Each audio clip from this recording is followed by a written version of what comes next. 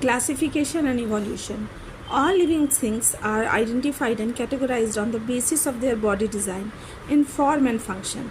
Some characteristics are likely to make more wide-ranging changes in body designs than others. There is a role of time in this as well. So once a certain body design comes into existence, it will shape the effects of all other subsequent design changes, simply because it already exists. In other words, characteristics that came into existence earlier are likely to be more basic than characteristics that have come into existence later. So classification helps us to understand how organisms are related through evolution.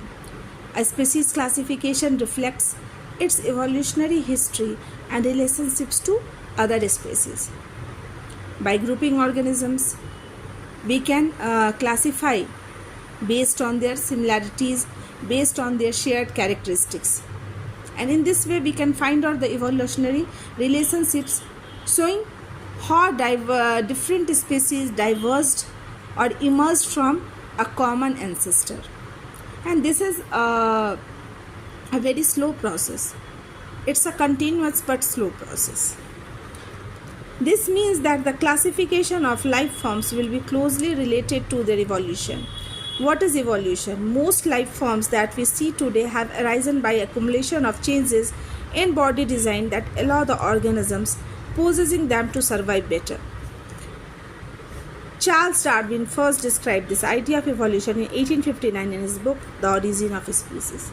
So evolution is the study of the history of life forms, where changes occur over millions of years. It's not a very 1 day or 2 day process, it's a gradual change.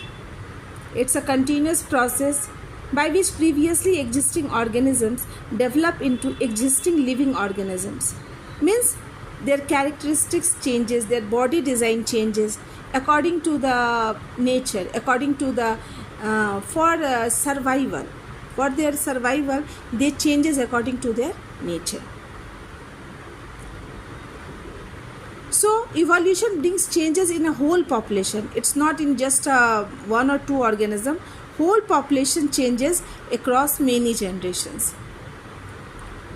So evolution offers a way to understand how the history of life and how organisms have adapted and changed in response to their environments.